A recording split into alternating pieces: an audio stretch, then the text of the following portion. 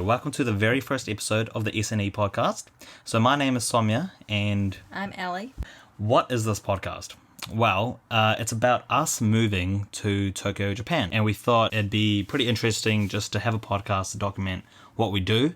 This podcast would be good for anybody who wants to travel, anyone who's interested in going to Japan, or like if you're not sure what you want to do after high school or after university and you don't want to start a job straight away, which is basically the reason that we're in Japan right now, then this podcast will probably interest you as well. So we've moved to Japan. We're originally from New Zealand. We're both from Christchurch. We've lived there our entire lives. We've both studied continuously for our entire lives, basically. For 7 years after high school. Yeah, for 7 years. So that's like 12 years altogether. So we thought, once we finished our master's degree, let's not work straight away. Let's do something different. So here we are. We've moved to Tokyo.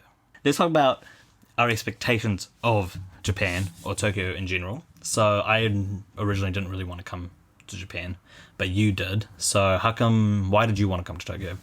So, all through high school and all through uni, I'm a massive nerd.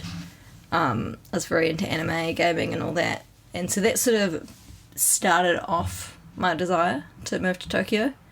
But then it was one of those things where the more I thought about it, the more after university I wanted to explore the rest of the world a little bit. I wanted to have my overseas experience.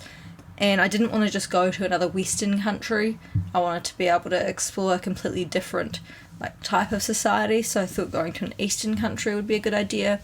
And Japan really appealed as a sort of first world Eastern country.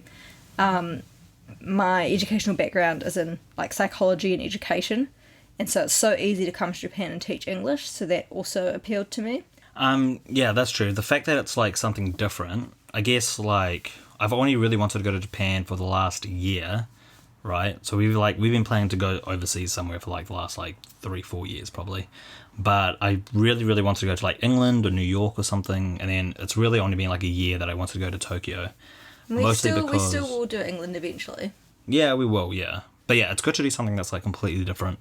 The culture's different, the language is different. And yeah, I mean, we'll get into the whole language thing later because that's been weird. But yeah, so yeah, Japan was definitely a good place for us to go.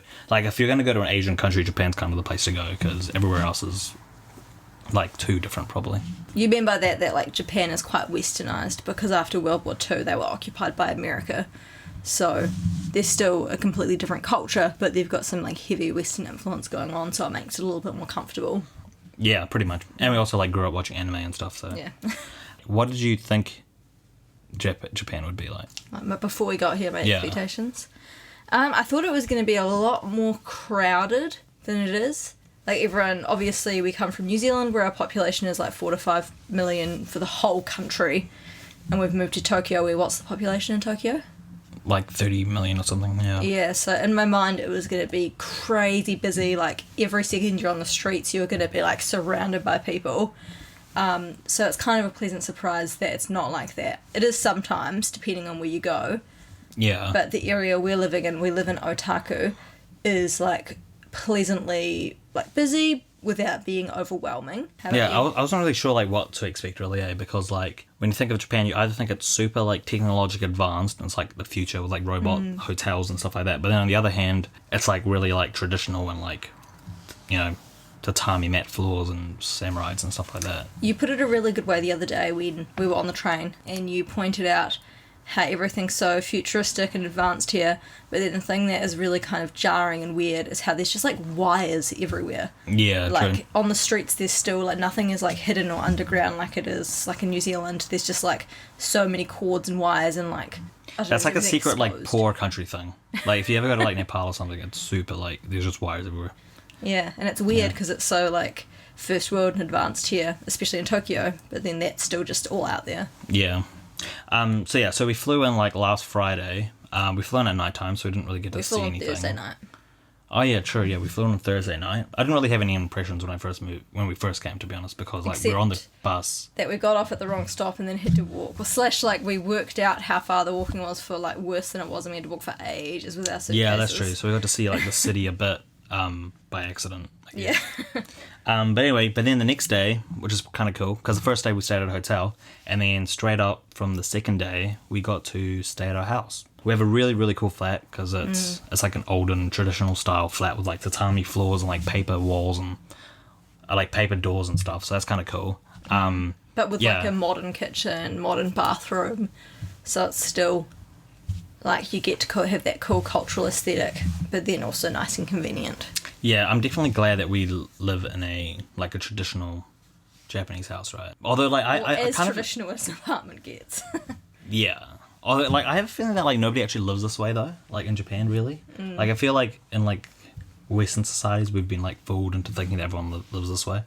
Because like I looked out the window and like, you know, you said I was like creeping on people, but like when you look at other apartments, everyone's got like curtains, but we don't have any curtains. And I have a feeling like no other flat has tatami mats. Like we know, like we saw on that realtor ad thing that even now like the people living above us don't have tatami mats and stuff. So I feel like so it's just the aesthetic that our landlord has gone for. But I'm glad that we actually have this flat though, because it's a good experience to have. Like it's, you know, we can live in a normal flat in New Zealand.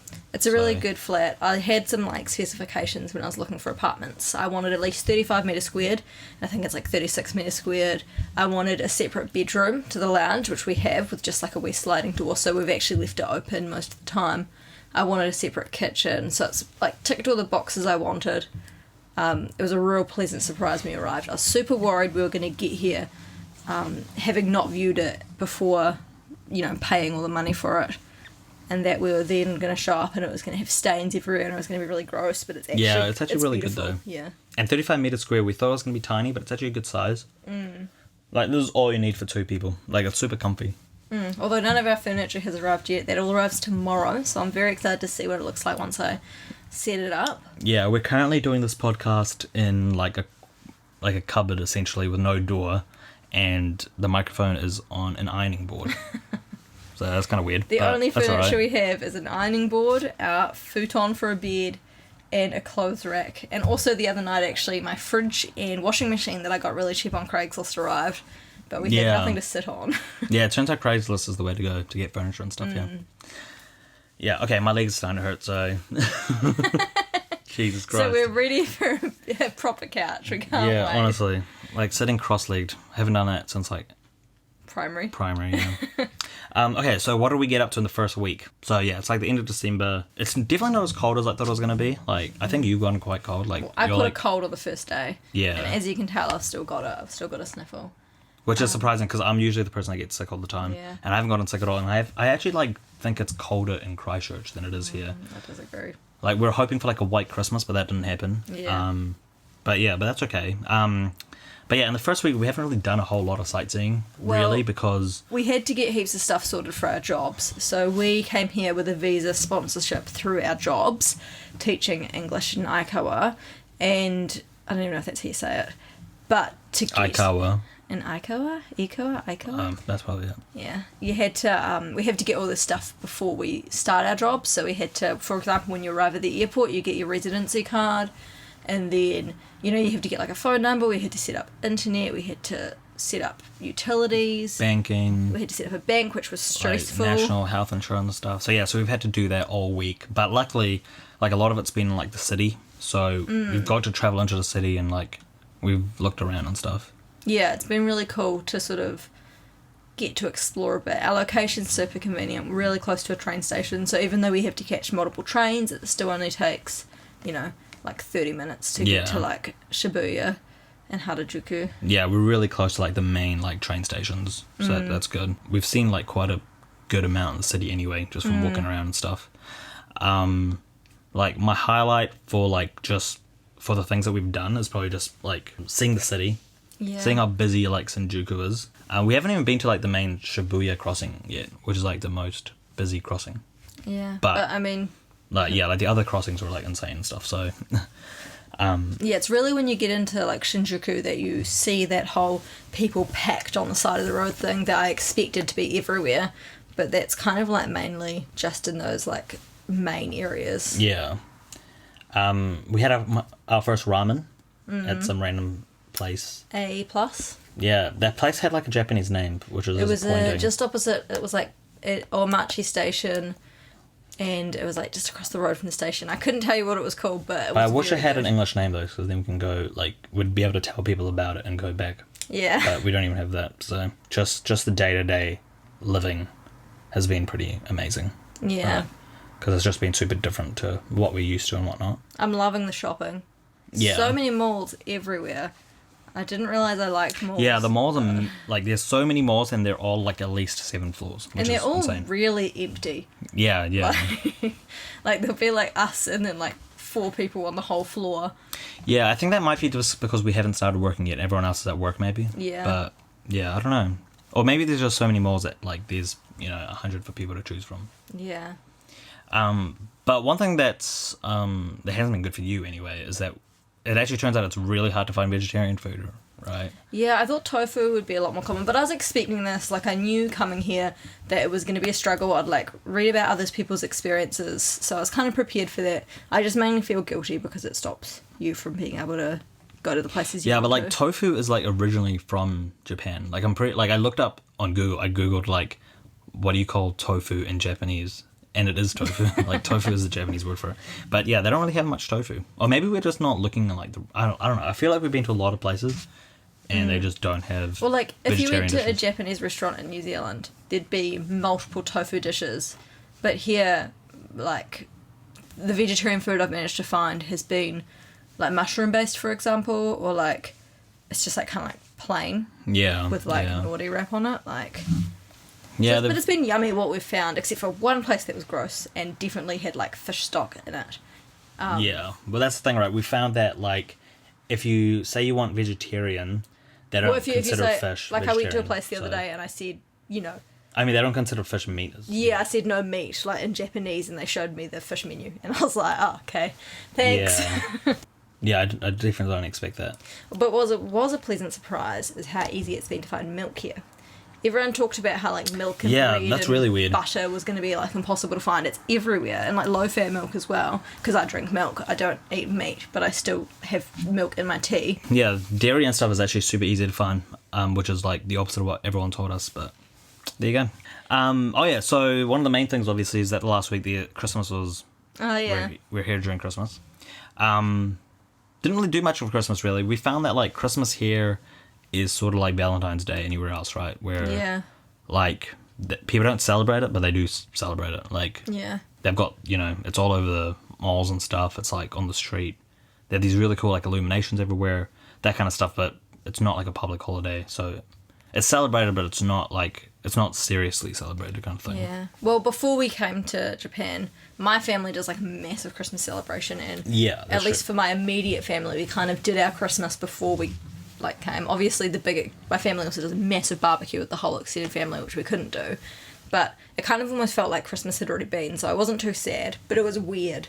It was weird when I sat down and thought about the fact that it was Christmas and we were just at a mall.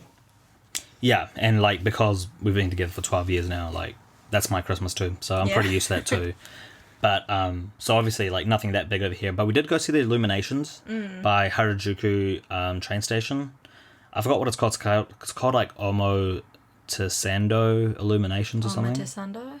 Yeah. There's a cool plaza there with there's illuminations on top of the building, which is the one we were originally trying to go to, but we didn't end up finding it, or I forgotten about it, so we didn't go to that one. Well, we just got so caught up, there were so many illuminations on the trees just down the main street. Yeah, it looked really pretty though. That was definitely worth it. And I think that's one of the main things that people do here in Christmas is have a look at the illuminations, because when you Google what to do in Tokyo for Christmas, illuminations was always the number one thing that you'll find. Wasn't it there in KFC? Yeah, my mate said that he asked me if we had eaten KFC, because apparently that's a really big thing, but I don't know. I don't think I noticed the KFCs being that much busier. They did have Santas outside of all the KFCs though. I noticed that. Did they? Yeah. Well, we'll have to do that next year then. But I also heard somebody else say, oh, you know who it was? I think it was Retro Gaijin. Retro Gaijin said that eating cake is tradition in Japan for Christmas. Yeah, you get a little cake with strawberries on top. Yeah, we didn't do that either. We planned on it, but we kind of just forgot, right? Oh, really? Because didn't we? I feel like we saw one at a store and we were like, oh yeah, we need to do that later, and then it just didn't happen. I completely forgot about it. But yeah. Okay, we should probably do that like this week then. You can do it for New Year's. Actually, wait. The fact that they have strawberries is weird because everything here has strawberries. Like the first thing we saw was Kit Kats with strawberries, like strawberry Kit Kats, which we don't have like in New Zealand. I don't know if that's a big thing anywhere else, but we definitely don't have that in New Zealand. And then we've noticed like every chocolate has a strawberry variation. But the actual fresh strawberry fruit is super expensive. Yeah. Like, so pricey to get a couple of strawberries. They look good, like they're really nice, high quality strawberries, but so overpriced. Yeah. Okay, so was there anything else that we did this week, really? Not really. Like, I think apart from just like we just did like business stuff. It was all just like the essential stuff that you have to do to set up an apartment in Japan. Like, we got our gas set up, we got our first electricity letter sent to us, we set up our phone numbers. Yeah, and I think we should do a podcast specifically on like how to get set up in Japan one day with like everything that you need to do. I think it's harder than you expect. We had to go to 3 banks to set up a bank account. Yeah. Just because our Japanese is too limited to do something that complicated. Oh yeah, true. Yeah, we'd like no Japanese, so we know enough to be like ego ga hanashi. no, really. Although I realize that like even when we say like we know enough, like that's the equivalent of like if someone went to an English speaking country and just said hello, goodbye. Hey, it's all we did. We've gotten by fine. Yeah, which actually leads me to the next thing, which is like the biggest like shocks or like the best things that we found in our first week here, which is probably like on top of that list. It has to be like the people. Like they've been super super nice. Which I was told, everyone who's been here before told me that everyone's super polite. I've been like forewarned that in the long run, when you're here for a long time, you realise that it's like politeness, but not necessarily friendliness. But as far as I can tell at this stage, it's politeness and friendliness. Yeah, for sure. I think they're the exact opposite of like what people say about like French people, right? Like they're actually super super nice, and like if you don't know even a little bit of Japanese, it's okay because they'll point to things, and like they'll try really like. Every like customer service person we've encountered has tried like very hard to help us, and we're like those annoying people, and I hate myself because we're so annoying, but like it doesn't matter because they don't seem to mind helping and going like the extra mile to help you figure something out. Yeah, I had the how easy it is to find dairy products on my list as well, but we've already talked about that, where it's like it's super easy, and everyone said it was going to be hard because they don't have dairy here, but they do. Oh yeah, one thing, like the main thing for me, which has been a huge shock for in the first week we were here, is our internet, our home internet here. So we went to like a place to get internet, like fiber for our house, and I was super excited because when I looked it up online before we came, it said that we get 2 gig down internet, which is like the fastest internet in the world. This is what got Sonia excited for Japan. I'm not even kidding. Yeah, this is what got him amped to live in our apartment. But then once we got here, we found out that we actually have like worse internet than we've had in the past like 10 years, like VDSL, super slow. But that's because our landlord hasn't our landlord hasn't paid to have it set up in our building yet. And so we're hoping we're going to get that, but I was pretty shocked about that because I thought like Japan wouldn't have slow internet anymore. I thought it'd only be fast internet, so that was a bit weird. What I was saying before to Sonia, that for me the biggest shock I think has been I didn't realise how like diverse New Zealand is. Like, I think of New Zealand as being like, I don't know, like somewhat of a melting pot, but still like predominantly like white. For example, when we moved from Christchurch to Auckland to do our postgraduate studies, I was surprised by how like much more diverse Auckland was than Christchurch. But moving here makes Christchurch look like an absolute melting pot because it's so homogenous. Like it's like a shock here when you see a foreigner, like another foreigner. Yeah, people make fun of Christchurch in New Zealand for being like the least diverse place. Like there's a lot of white people in Christchurch, but here, it makes you can't really Christchurch compare look like it's like a rainbow. Yeah, it's super homogenous, but it doesn't seem to be like that much of an issue though. I haven't noticed anyone like I've gotten used weird to it now, honestly. Like just in terms of my own. Like noticing that I'm the only one who's like white in an area. I've gotten used to it and I've stopped noticing that. But I do sometimes, like it's more I notice it now if you see a foreigner and then you're like, oh hey, that's different. Like yeah, you would have noticed it a lot more than me because obviously, like as a brown person, I've never been the majority anywhere. So so yeah, I guess that would be like a weird thing, but Like, it's definitely not an issue from their point of view, though. Like, I haven't noticed anyone, like, staring at us or being, like, weird or anything like that. Which was something I was worried about, because, again, I'd, like, watch blogs and watch people talking about how that was something that they struggled with, was, like, the weird looks they got, but I honestly don't think there's been any weird looks. Like, Yeah, I remember, like, YouTube videos saying that they're, like, kind of, like... I don't know, they looked at, like, black people weird. Like, they're... It wasn't, like, racist, but it was kind of just like, oh, that's a weird thing. But I guess, like, the world's, like, so connected now that even for them, it's, like, a normal especially thing. in Tokyo. Maybe if we went to rural Japan, it would be different. Yeah, But, true, like- true. We are in Tokyo. We haven't gone anywhere else yet because obviously it's just the first week. Although what I'd heard was kind of the opposite, was that because everyone who's not Japanese is viewed as a foreigner, a gaijin, the same way. It's like if you're used to experiencing racism as a brown person, you're going to be experiencing the same level of racism that I would as a white person here, because Yeah, true. you're not viewed yeah. as being like lower than a white person. It's like the exact same tier here. Yeah, here they hate everyone the same, which is good. Hate is a strong word. Yeah, true. Yeah, and also for me, the other big surprise is just how big Tokyo is. Like, Tokyo is way, way bigger than I thought it was going to be. And I knew it was big because, like, it's the most populated city in the world. But, like, I've said how it, like, spread 1,000 out it times now, is. but it's, yeah, it honestly makes Sydney look like a little baby. Like, Like the it's fact so that we can massive. be on a fast train for like an hour Yeah. and still not even be halfway across Yeah. Tokyo. Like, you know, that will only take us between a couple of the wards. Like, Yeah. I think for me it was like realizing that when we were in Shinagawa or like Shibuya, like there's so much happening there. There's so many people, like the buildings are so massive. And yet you realize that that's only like one small part of like the city. And if you go to like the other side of the city, go to like Tokyo Station, like it's the same thing. It's just massive. And then, you know, that again is like just another small part. Like it's just so huge. I think so especially vast, compared like, to Christchurch, where our city centre is like, there's like a story limit on how many stories a building can be. yeah, it was 4 stories. That's what I said. But then I don't know if I believe that anymore. I think ones that were already I remember big. I spread that story as well, but then like there's so many like parking garages and like buildings. But was are that more ones than that 4 existed story. before the earthquake, maybe? Are allowed to I don't know. maintain Or their maybe height? it's only car park buildings that can be like that. Yeah, I don't know. But I mean, just even if that's not a rule, like even our tall buildings in Christchurch are like tiny Yeah, compared to the ones here. yeah. So we've gone from like a city with a max population of like 350, like 400k, to a place with like 35 million. So for us, this is like a really, really big deal. I think that's pretty much it, right? Everything you want to talk about. Yeah, I think so.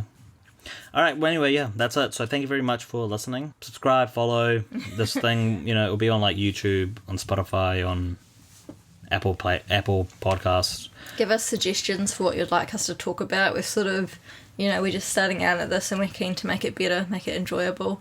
Yeah, See for what else we sure. can bring Yeah. into it. Let us know if you want to know anything about Tokyo. We can go and explore for you, let you know. But yeah, well, hopefully this will be like a weekly thing. In fact, it will be a weekly thing. So yeah, we'll see you on the next one. All right. Thanks for listening, guys. Bye. Bye, sayonara.